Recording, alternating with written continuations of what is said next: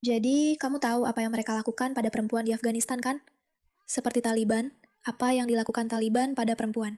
Nah, rupanya perempuan muda Amerika yang bodoh ini berpikir bahwa demi cinta sejatinya yang dia temui di internet, dia harus pergi ke Afghanistan dan menikah dengannya. Dan menurutku sudah saatnya mendidik perempuan muda liberal yang bodoh yang terjebak oleh pria-pria manipulatif di internet. Dan mengingatkan mereka apa sebenarnya yang sedang mereka setujui. Ada alasan kenapa dia jadi sangat viral. Maksudku, internet sudah memperingatkanku untuk tidak pergi ke Afghanistan pada tanggal 8817 demi bersama suamiku. Jadi, titik-titik. Ini ada video dan foto pria luar biasa ini. Dia memajukan jadwalnya karena sangat merindukannya. Dan ada bukti tiket pesawatnya. Maksudku, aku benar-benar merasa video ini sangat menjijikan. Itu akan menjadi Oke, ini adalah cerita tentang bagaimana perempuan yang gila, bodoh, dan ber-IQ rendah ini bertemu dengan pria yang telah memanipulasinya untuk pindah. Dan jangan khawatir teman-teman, jika kalian benar-benar ingin tahu apa yang terjadi pada perempuan di Afghanistan, kami punya semua rekamannya untuk kalian. Peringatan, ini bisa memicu trauma. Sebenarnya keadaannya tidak seindah yang digambarkan TikToker bodoh ini. Selamat datang di The Pushback, saya Irake, pembawa acara kalian, dan kami berusaha menyelamatkan perempuan liberal yang bodoh agar tidak pergi ke Afghanistan untuk menikah. Maksud saya sering banget dapat pertanyaan ini, jadi saya pikir saya akan jawab lewat video. Jadi, kami sebenarnya kenalan di Snapchat pada Juli 2024, dan kami baru ketemu langsung pada Desember 2024. maksud saya, siapa yang menyangka kalau para pelaku grooming Islamis itu bertemu kamu secara online, bukan di dunia nyata. Dan entah bagaimana kamu bisa jatuh cinta dengan seorang pria lewat Snapchat yang ingin kamu datang ke Afghanistan. Wah, orang tuamu benar-benar hebat mendidikmu. Jadi awalnya aku sebenarnya tidak sedang mencari hubungan, tapi kami tetap saja bertukar nomor WhatsApp. Aku seorang supir truk, jadi tentu saja aku bisa ngobrol seharian penuh. Dan dia memang seseorang yang sangat mudah diajak bicara. Saat aku bilang ngobrol, maksudku kami ngobrol selama 12 sampai 15 jam sehari, bahkan mungkin lebih dari itu. Jadi meskipun kami baru ngobrol sekitar 5 sampai 6 bulan sebelum akhirnya bertemu langsung, rasanya aku benar-benar tidak sedang bertemu orang asing, jujur saja. Karena kami sudah menghabiskan begitu banyak waktu untuk saling mengenal lewat telepon dan percakapan, jadi saat aku bertemu dengannya, aku merasa seperti sudah mengenalnya seumur hidup. Dan aku yakin dia sedang duduk santai di rumah bersama teman-teman prianya di Afghanistan sambil berkata, betapa bodohnya. Yang harus aku lakukan hanyalah memberitahunya betapa aku benar-benar mencintainya. Dan mendengarkannya. Mendengarkan ocehannya berjam-jam setiap hari. Mendengarkan semua rasa tidak amannya, agar aku bisa menjanjikan dunia padanya. Lalu kami bisa menjebaknya.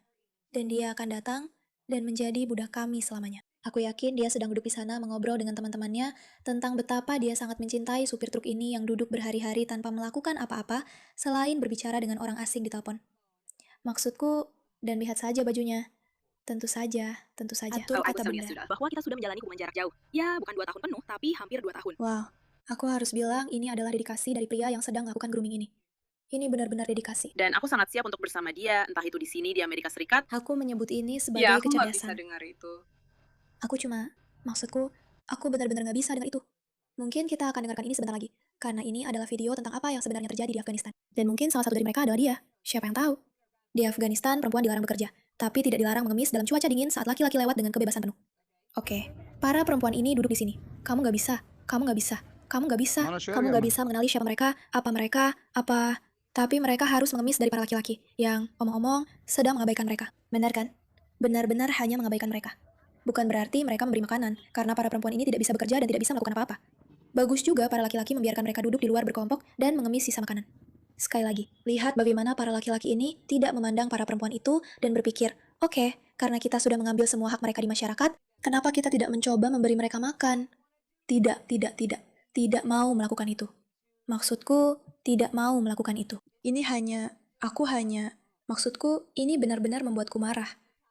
Lihat bagaimana Taliban memandang perempuan jika kamu masih ragu tentang betapa bodohnya gadis ini. Abardere inşallah jirvi osh hamdar bi abhamuni. Apakah itu masih termasuk hak-hak perempuan dan di bawah demokrasi? Tentu saja semua itu sesuai dengan syariat Islam. Jadi, apakah anda percaya pada pemungutan suara demokratis?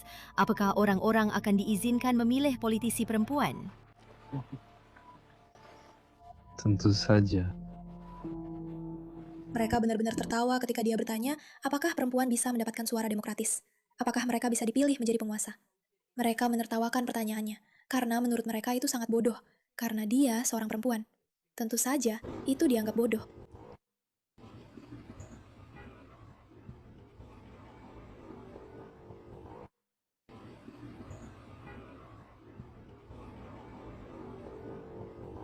Kalian semua melihatnya? Kalian semua menyadarinya? Pria-pria luar biasa di Afghanistan yang rela menghabiskan berjam-jam berbicara dengan sopir truk di telepon mereka. Maksudku, aku benar-benar tidak sanggup lagi. Dan sekarang, bukan hanya perempuan yang tidak waras ini yang memutuskan pindah ke Afghanistan untuk menikahi pria, ya, pria cerdas yang suka, percaya, dan mendukung ideologi seperti ini. Dia benar-benar di sana membuat konten untuk mencoba membuktikan betapa indahnya Afghanistan. Dan kalau ini bukan benar-benar propaganda, aku tidak tahu apa lagi namanya. Menurutku, ini seperti Republik Islam Afghanistan atau Taliban atau siapapun itu telah memutuskan untuk menciptakan perempuan yang sebenarnya tidak tinggal di Amerika. Mereka tinggal di Afghanistan, dan berpura-pura, aku tidak tahu apa yang mereka lakukan. Tapi mereka sedang melakukan semacam operasi psikologis. Dan sekarang dia benar-benar mempromosikan mall ini di Afghanistan. Mall yang kami kunjungi pada hari pertamaku di Kabul. Apa-apaan ini? Jadi, Perhentian pertama adalah toko sepatu sneakers. Jelas, ini semua adalah replika. Mereka cukup meyakinkan, jujur saja, dan harganya sekitar 30–40 dolar. maksudku, dia menunjukkan Dari pertama-tama semua semuanya toko barang-barang pria. hijab ini, Dan mereka sekarang ini punya toko hijab. kualitas Luar terbaik. biasa. Abaya, sebenarnya disinilah aku membeli abaya pink itu. Dan aku tadi bilang ke Wise kalau aku berharap kita bisa membeli seluruh toko ini. Setiap abaya harganya sekitar 30 dolar American Sarikanda. Halo, jadi Pemberhentian terakhir adalah toko kosmetik ini. hari ini kita berada di Tishme Sheva. Dan seperti yang bisa kamu lihat, di sini sangat panas dan kering. Semua ini dulunya adalah air, tapi sekarang sudah mengering karena cuaca. Fakta menarik ngomong-ngomong teman-teman. TikTok tiba-tiba memutuskan untuk menghapus akun TikTok aku tanpa alasan. Tidak ada peringatan, tidak ada email, tidak ada apa-apa. Aku benar-benar tidak ada di TikTok, kecuali beberapa akun yang pura-pura jadi aku. Itulah alasan kenapa aku tidak masuk, karena aku memang tidak bisa masuk. Karena aku tidak punya akun. Karena TikTok tidak suka dengan hal-hal yang kita bicarakan. Ya, tidak mengejutkan. Orang Tiongkok memang tidak terlalu tertarik kita membongkar ke dunia bagaimana mereka melakukan indoktrinasi dan segala sesuatu yang mereka coba lakukan. Ya ampun. Pokoknya, hal-hal seperti inilah yang benar-benar membuat darahku mendidih. Sampai aku sendiri tidak tahu harus berbuat apa. Taliban menertawakan perempuan, perempuan memohon di jalanan demi makanan dan sisa-sisa. Mereka benar-benar disiksa oleh para pria. Kita semua tahu apa yang dilakukan Taliban. Kita semua tahu apa yang terjadi pada perempuan Afghanistan. Dan ada orang bodoh ini yang bicara soal bagaimana dia mencari nilai-nilai keluarga yang lebih kuat di luar Amerika Serikat. Lakukan saja apapun yang kamu mau. Karena pria, rasanya mereka memang bukan jawabannya.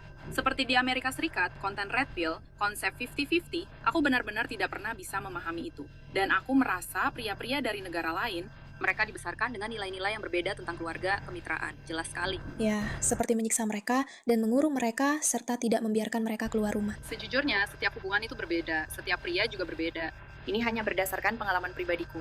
Dan memberi kesempatan kepada seseorang yang sebelumnya tidak pernah aku bayangkan akan aku cintai, ternyata adalah keputusan terbaik yang pernah aku buat. Dan dia benar-benar meyakinkan gadis-gadis muda.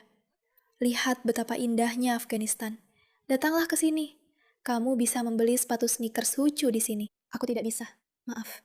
Aku tidak bisa. Internet sudah. Aku sudah cukup untuk hari ini. Aku udahan. Dadah. Terima kasih atas perhatianmu terhadap hal ini.